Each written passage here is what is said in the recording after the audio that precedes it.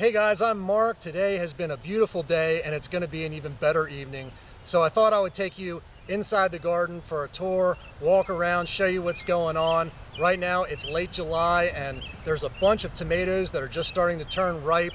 A lot of them I have never tasted before, so I think maybe on camera I'll taste a couple and tell you what I think. I'm going to do one of these garden tours every couple weeks from here on out, but for now, how about I take you inside and show you what's going on. Alright guys, well the first thing you're going to notice is going to be the corn. This is Anthem XR. I'm really excited about this year. The corn looks really good. It's got 2-3 ears of corn on each stalk. Most of them have 2, some have 3, but it's looking really nice. It's a bicolor corn, and this whole bed right here is going to be my freezer patch. I think I mentioned that in the last tour, but if you haven't seen it, that's the goal for this whole block right here is just corn and green beans. I got 2 different kinds of green beans in here.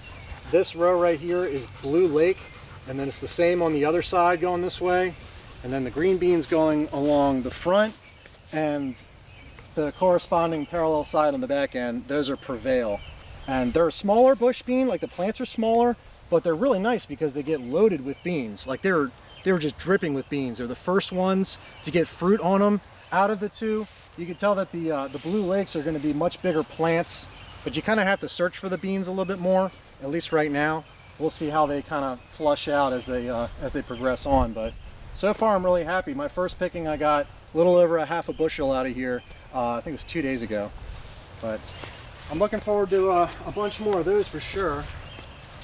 Over here you can see the zinnias are starting to bloom. I was like super excited about this. These are the Oklahoma mix. I planted these on June 16th. I direct sowed them into this border bed, so that makes these, they're a month and a half old right now, and you can see that they're really filling out nicely. I'm going to save the seeds for these this year, and I'm looking forward to planting them next year because then I'm going to get like all kinds of different crazy stuff from when they cross-pollinate. So that's going to be really interesting, but for now they're all solid colors. The purple ones are awesome. I love those. The sunflowers are getting bigger.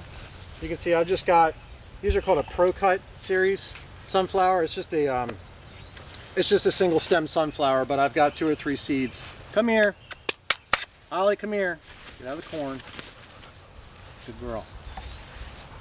They're just a single stem sunflower, and I've got them. I tried to have them every post and then halfway between every post, but some of them didn't come up because my best friend here likes to run along the fence, or did when all the stuff was real little, but that's okay. It's all filling in really nicely. A lot of the perennials are doing really well. I really like the hyssop here at the end. This has just been covered in bees like non-stop. I've planted 2 different kinds of hyssop in here this year. And I don't know if you saw the other previous video, the tour that I gave, but I sort of gave an explanation about how I'm going to do this perimeter bed going forward. And it's all going to be, it's like 3 main concepts. I want to have pollinators. That would have to be like the #1 concept, is pollinators, butterflies, and then hummingbirds, and then the 3rd one would just be cut flowers. I want tall stuff, that way I can take advantage of the fence being here. I can tie it onto the fence if need be. But I love having a lot of movement in the garden. Butterflies, hummingbirds, bees, it's just all great. Makes the vegetables happy too. This back side, you can see these are all Jersey Devil tomatoes from here till most of the way down the fence. That's an incredible canning tomato. I don't really make a lot of sauce. I like the canned tomatoes and then eat them right out of the jar, and for that purpose this is an incredible tomato. The texture is just so good, super sweet, wonderful plant. So I'm just going to keep tying them to the fence as I go. You can see I've got the half tomato cage panels, just kind of holding them up there, and then they're tied onto the temporary irrigation pipe in the background. Speaking of irrigation, I mean, I did want to say things are dry. Things are really dry. So you're going to see in the course of this video some stuff definitely got some heat stress going on. Come here. Come here. Eventually I'm going to get an in-ground irrigation system put in. That's going to be quite a project. It's going to be pretty complicated.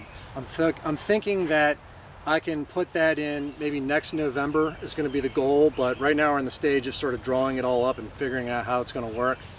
But I want to put the right amount of thought into that because, you know, when you start burying things, you want to make sure you do it right, for sure, especially with It's going to have electrical relays and things in there that every bed's going to have its own valve that can be opened and closed electronically. And that's going to make life incredibly easy for this garden, or at least a lot easier. But for now, things are pretty dry. The mulch is helping out. I'm glad to have my mulch. I could touch on the pepper bed. I guess that's the next thing. These are just hot peppers. That's all that's in here. We can go through the varieties if you want. This is a habanero, lantern red. It's an incredible habanero. Towards the fall, this is just going to be dripping with like red, like Christmas ornaments. It's almost going to look like. So that one is just incredible. I've got 4 plants per cage. These are my standard tomato cages that I use, and I thought that I would just try to take advantage of having them and see if I could grow peppers in them. And they're doing really well. Some of these are just going to be monsters. These are hot sunsets. It's a hot spicy banana pepper. That's those 2 cages there. I did 2 of those because that's going to be really great for canning. I love banana pepper rings, much less spicy banana pepper rings. This one here is hot Hungarian wax. That is a loaded plant. If you've never grown that before, you definitely got to throw a couple of them into your garden because they are just covered in peppers. They're one of those things that they're a lot hotter than they look. They almost look like a banana pepper, but they're extremely hot. Hotter than a jalapeno, by far, I would say. This is a serrano. This guy's probably going to be as tall as me by the time things are all said and done. This is one of those monsters. But right now, these cages are 50 inches tall, and it's less than a foot away from reaching the top. But they look really happy in there. I guess eventually maybe I'll put some twine around them just to try to keep things from falling over once they start hitting that point where they're getting too big, and I'll probably just prune some of these guys out so that they don't get too leggy and flop. I don't want to just wrap a cord around here and pull it tight because that's going to make things really dense in there, and I don't want to wind up with fungal issues or anything. So maybe just trimming and a light string is probably going to be the solution to all that. Over this side, I didn't mention that one. That is this one here is the Carolina Reaper. As far as I know, right now this is still the hottest pepper in the world according to Guinness Book of World Records, and that is its sister variety. That is the Chocolate Reaper. I've never seen that one before, so I'm interested to see how that turns out. It doesn't have like the tail on it that the Carolina Reaper has. If I'm brave enough, I'll be brave enough to touch one of these. Well, yeah, all right. I'm just going to try not to touch my face. I want to show you what I'm talking about here. So that's the Carolina Reaper. And then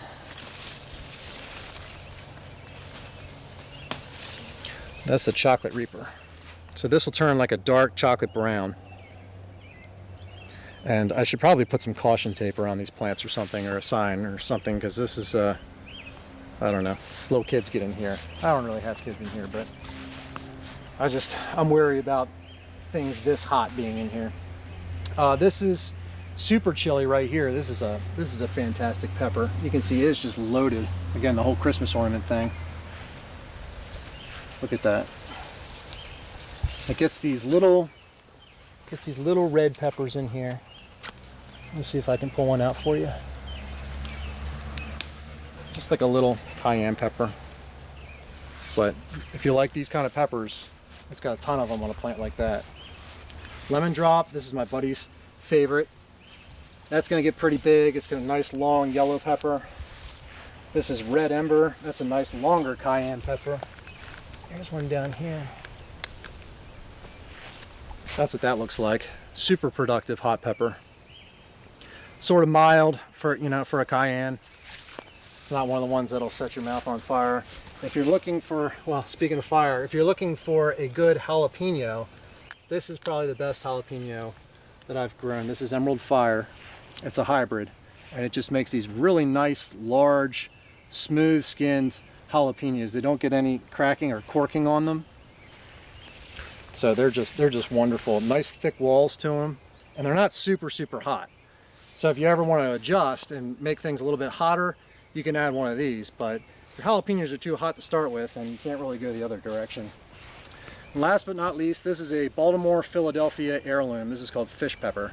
And it's got a really crazy variegation to it. And the peppers themselves also have that variegation.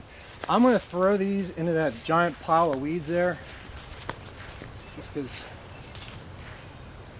I don't want them in my hands anymore, and I've got plenty of them. Yeah, they're safe there. All right. The tomatoes. The tomatoes are looking pretty good. I'm seeing some spotting a little bit here and there. Overall, not too bad, but I'm not super happy with how much of it there is this early on. These tomatoes have been under a lot of stress. We've hardly had any rain here. So the mulch is helping and whatnot. I mean, they look healthy, but you know, without rain, there's only so much that they're going to take. But you know, all things considered, I guess they're doing pretty good. This one I was saving for you guys to see. I'm going to try this out. This is Curtis Cheek. And this one I've never tasted before, so I wanted to show you guys this. It's a really neat, like a ox heart sort of looking tomato. So I'm going to slice into it and show you what the inside looks like. I was excited for this one. Okay. So there's the inside of it. Still nice and warm.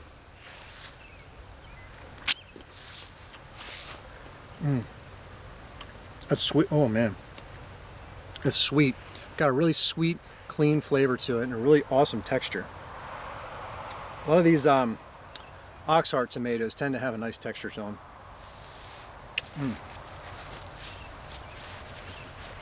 Oh wow. Yeah, this is one my buddy Dave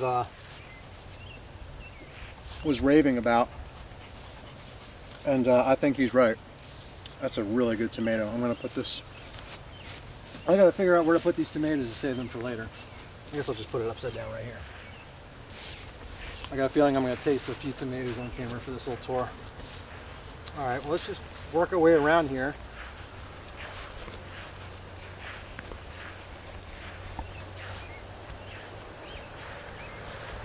You can see the marigolds are all looking really well, really nice. These are a variety called Marble Yellow. This is a marble orange here on the end. It's not quite as vigorous as the yellow, I've noticed. It's not quite as bushy and as I don't know, as robust, I guess. It's a little bit more leggy, but it's still a really nice African marigold. But they're all doing really nice. I wanted to show you this. I got to show you this. This is garden peach. I've never grown a fuzzy tomato before, but it actually is fuzzy. I don't know if the camera's ever going to pick that up, but it's got like a peach fuzz to it. And you can see it's starting to turn a little bit of a pink blush on there. But that's an interesting one. I'm not going to taste that one just yet. I'll leave that for later. I've been eating a lot of tomatoes today. Let's see. All the cherry tomatoes are looking really nice. These are, the cherry tomatoes are always a little larger, it seems like, in size, for the size of the plants. They tend to grow a little bit bigger in my experience than the regular slicers. But this is 5-star grape. This is an excellent grape variety. It rarely ever splits and it rarely has any issues that I've found. With all the people that I know that have them and grow them, I've heard nothing but good things. I think a lot of that has to do with its growth habit. You can see it's a very open plant. It's not very dense like something like this. So just by its nature of having a lot of airflow to it, I think it just holds up a lot better throughout the season. It doesn't succumb to as many issues potentially. But this one's a nice one. I do want to show you this on camera. This is a Sparky Tomato. This is my oldest brother's favorite cherry that I've grown so far. It's got a really neat marbling to it. But it's Sparky XSL, and that means extended shelf life. So it lasts a while. But I'm going to do a whole nother video going forward on, you know, a lot of the tomato varieties. I'm gonna wait for them to ripen up just a little bit more, and then we'll put together a thing I'll taste them, each one on camera. I'll slice them open and show you guys, you know, what I think. Because I mean, let's be honest, I could go on and on and on. So I got to figure out a way to organize that and condense it and make it a better video. But for today's sake, we're just I'm gonna try to just do more of a regular garden tour. But anyways, behind me, these are all sweet potatoes. These are sweet potatoes, and I'm doing something different this year. I'm doing something different this year that I've never done before with anything kind of like this. I'm doing sunflowers striped amongst the sweet potatoes. So the sweet potatoes will cover the ground, and that'll be like the mulch. That'll shade out everything, and the sunflowers will grow up through them. And I'm anxious to see how that works out. I've never seen it done before, but I'm gonna give it a shot.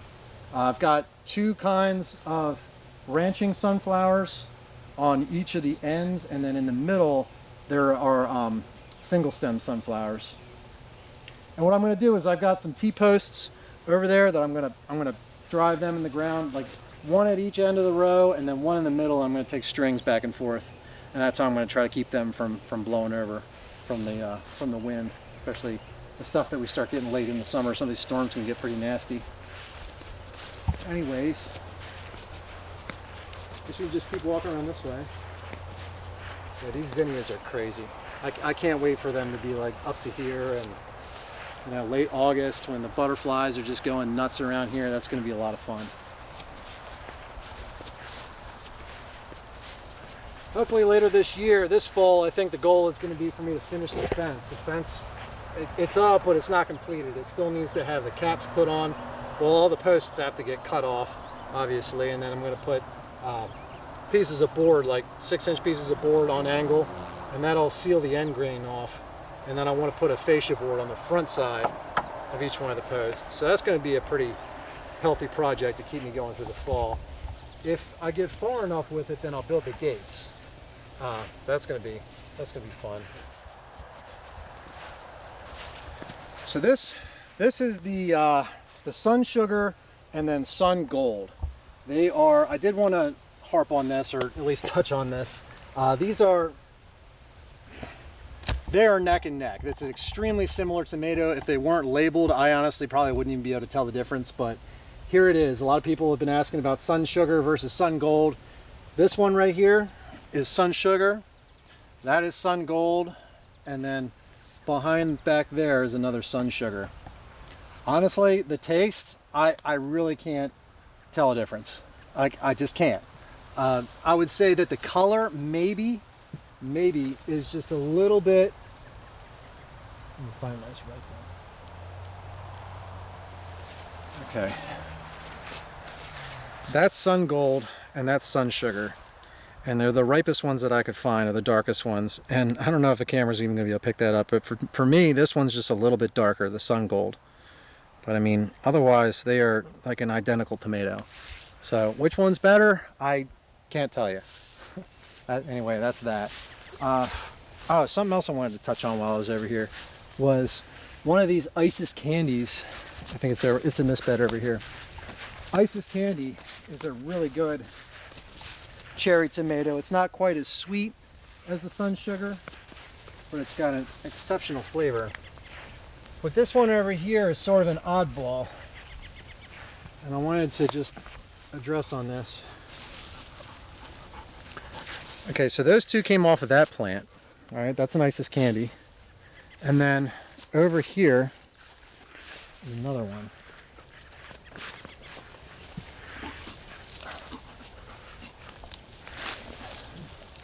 So there's two, and then here's another Isis candy over here as well.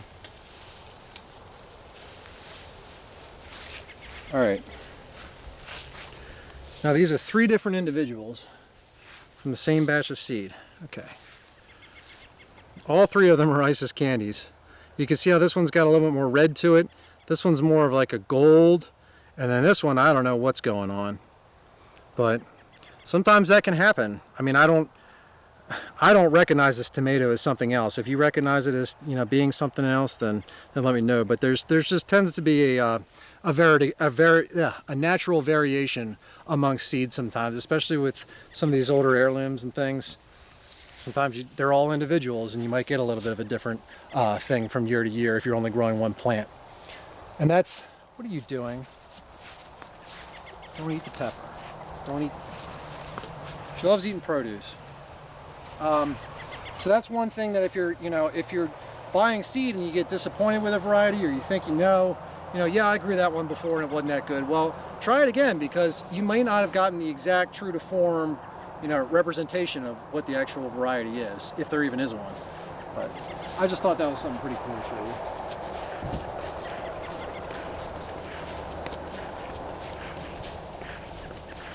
The corn in the center 4 beds is doing really well. These 2 beds were planted on the same day. That bed and then that bed over there. And then the bed off to the left was planted, I think, 3 days later. 3 days after this one. And then the bed in the far corner was planted 10 days after this. But they're all 4 beds are a variety called Awesome. So I've never tasted it before, but we'll see. We'll see how it works out. With a name called Awesome, I guess you can't really go wrong. At least I hope not. Awesome XR, it's a bicolor corn. The strawberries are all by themselves now. I took the onions out, got the lettuce out that was in here, all the radishes are gone. So they're just going to be kind of left to do their own thing. They're going to start sprawling out, and I might put down a little bit more grass just to mulch in between, cover up the bare spots like where the onions came out. But I'm going to have to do something, because this grass is not going to stay like this forever. It will start decomposing a lot faster. I'm going to have to get it covered up with something that is going to last a little longer, but I can't cover it up too thick, because the roots from the strawberries, that are these little babies that are coming off, they're going to have to be able to penetrate whatever it is that I put down. But I'm going to try to train them to about 6 inches apart, because those are going to be the plants next year that get the berries on them. The way I'll do that is I'll set these guys out and I'll just place a little stone right here on the runner.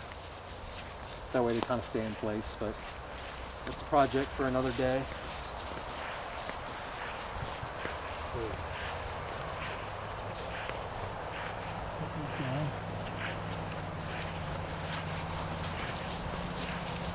Guess we can come along the back side here.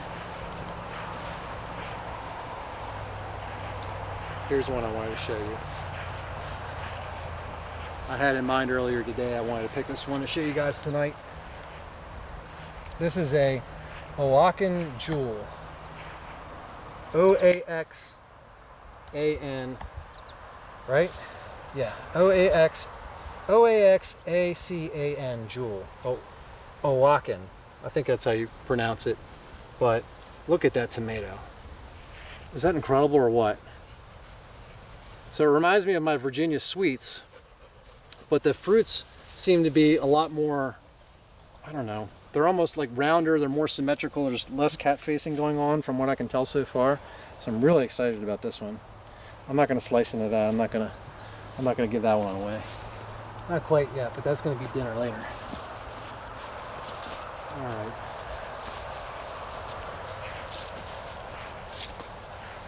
Planted some cut leaf Rudbeckia. It's Rudbeckia laciniata. Rudbeckia laciniata, I think that's how you pronounce it. But I just got it in yesterday. I was pretty bold to plant a couple gallon pots, or 3 1-gallon pots, with how dry it is, but there she goes again. That's what I'm going to be doing every day from here on out for a while, is just making sure these guys have plenty of water. There's my cucumber thief. And there are the cucumbers. I did a video about this about a week or so ago, and they're coming around a little bit. I sprayed them with a solution of baking soda and neem oil and soap, and I don't know, they're sort of hanging on. I mean, they'll keep producing a little bit, but I don't think they're ever going to come back to what they would be if they didn't have these fungal issues to begin with. But we'll see. I'm curious to see what happens. I think some other people are too. So I'll give them a little bit more time before I go ahead and yank them out. This is forage. That's doing really well. I love that flower. I love that blue. It's hard to find plants with like a true blue like that. But the bees have all gone to bed for today, a lot of them for the most part. But if the sun were out, that would have a lot more, well, I don't see any bees on it right now, but it would be covered in bees. The carrots are doing really well, the early carrots. Yaya is there, and then Milton's over here. I mean, they just look really healthy, especially for, you know, how hot it's been. Let's see if I can pull up a couple.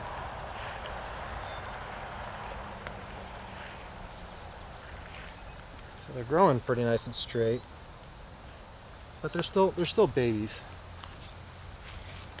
So that's this Mokum, yeah, that's Mokum F1, and then over here is a Yaya, which I think has it beat just a little bit. I think it's just a slightly earlier carrot, and that one broke off.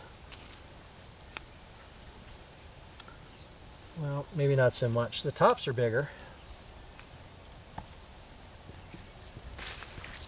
Anyway, there's Yaya and there's Mokum. Heat of the summer, hot summer carrot. How about that? What are you barking at? The Boro F1 beets. I'm getting ready to pull all of those out. They're all ready to go. What are you barking at? What's over there? Nothing's over there. Nobody's gonna get your cucumber. Yeah, the beets are going to get pulled out. They're all ready to go, and whatever's not, it's just coming out anyway. These are those Schwarzenbeeren blackberries. The crazy German thing that I've never grown before. You can see there's some berries forming. Gosh, they're tough to get off. I'll cut one off to show you kind of like what they're going to be. So there are these little clusters like that. And eventually they'll turn black, like real dark purple black, and I have no idea what they taste like, but we'll see.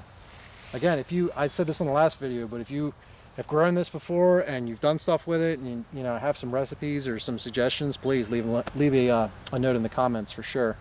I've just never seen this, but it looked interesting.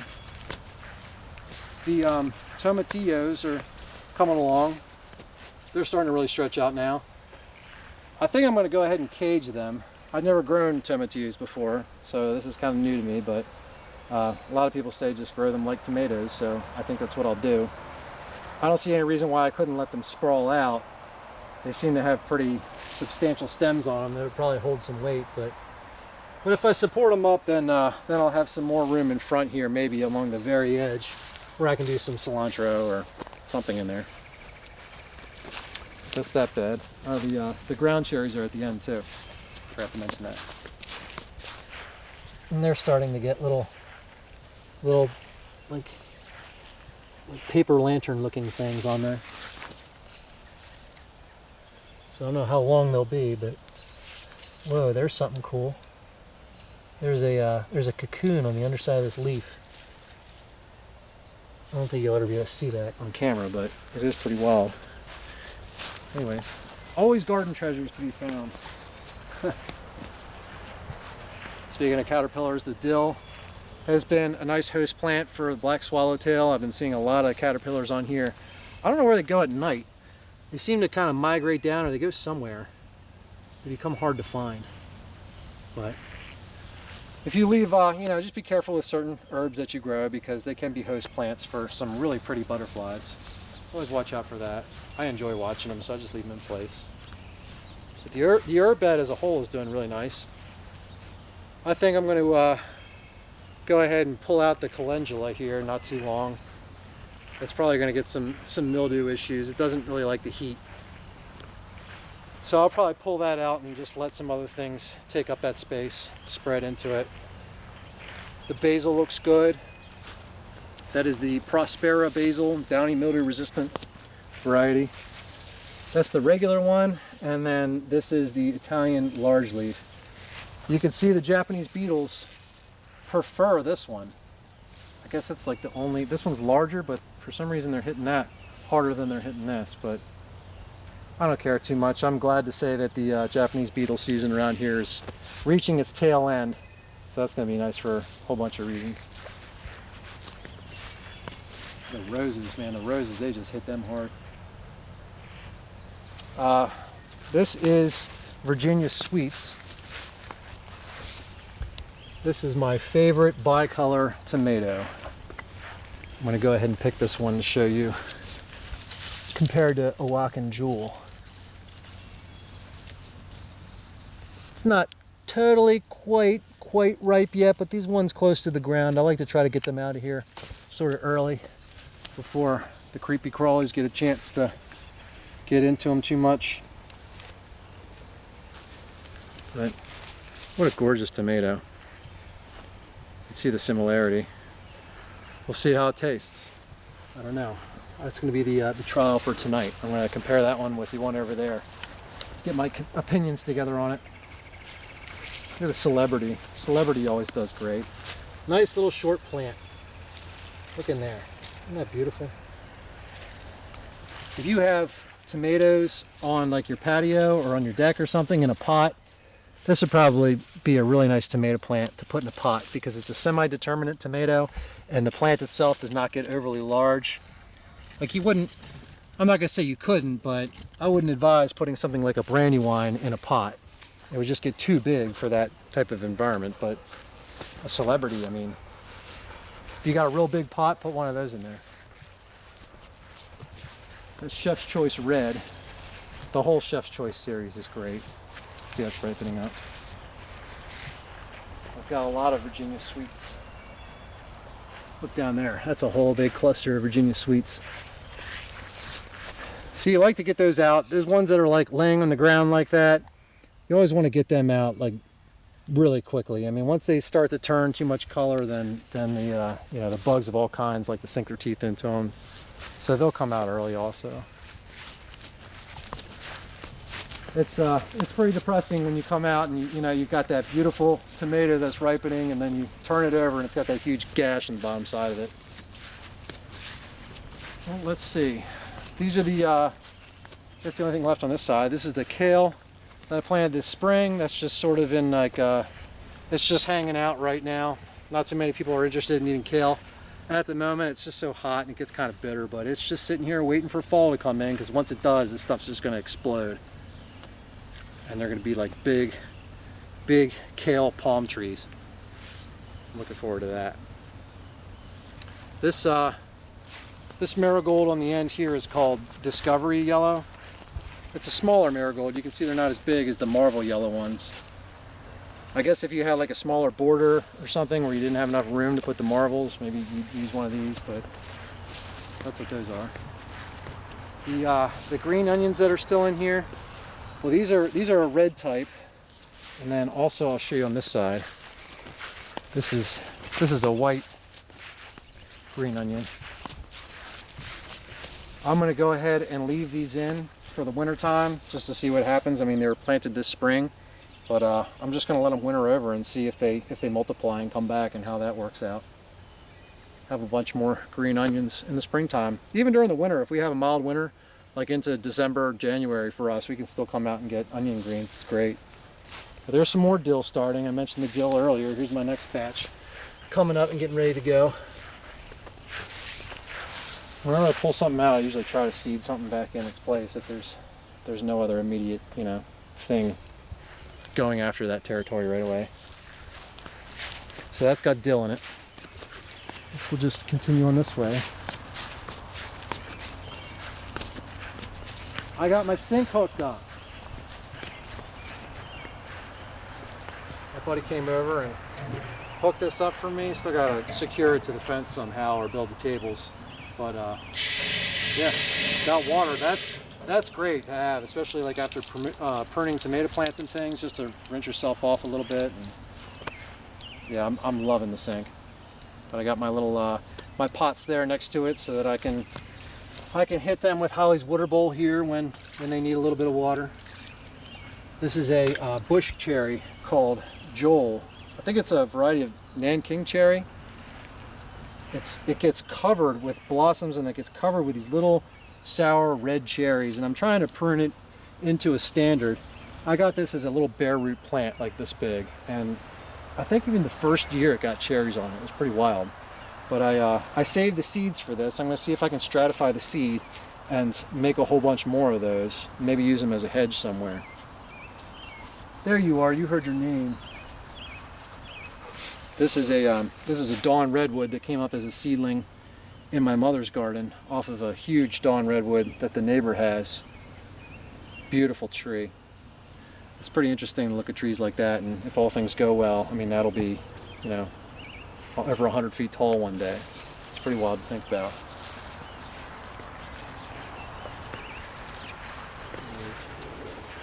The marigolds are just starting to bloom, the little gem marigolds. They're kind of fun. I've never grown them before, but I've had, you know, fun watching them. They've got this really neat citrusy smell to them. It's really citrusy. So they'll probably grow all together, I'm hoping. I don't see why they wouldn't. And these are the beds where the potatoes came out of. They're still sitting and waiting for something to be done with those. I'll probably clean those up here this weekend and probably get another crop of cucumbers planted in one of these, and then maybe some summer squash. And then I got to figure out some room of where I'm going to get a lot more of my direct sow fall vegetables in. Things like I want to do another round of beets. I want to get storage carrots in. And I also want to try something new this year. I want to try overwintering my onions. I heard somewhere that you can put your onions in as babies in the fall in certain parts of the country and winter them over if you have a milder winter like we do around here. And I don't know, I've never done it before. I'm going to give it a shot and see how it works. But I got some seed that I'm putting in for that. Things that are early season are difficult for me because I'm just so busy in the beginning of the year. So any way that I can find to try to cheat that, where I can get the stuff planted like in the fall and then, you know, it's just there ready to go, laying dormant. I think that'll be awesome if it works out. She loves these. Yeah, you're having a good time. She loves getting into everything. Typical puppy, I guess. Well, I think that's it for today. I think we covered all the bases, talked about all the things that I'm gonna do going forward. And I guess I'll do another one of these videos in a couple weeks and show you guys what's going on. So thank you guys so much for watching my video. I hope you liked it, and I'll see you next time.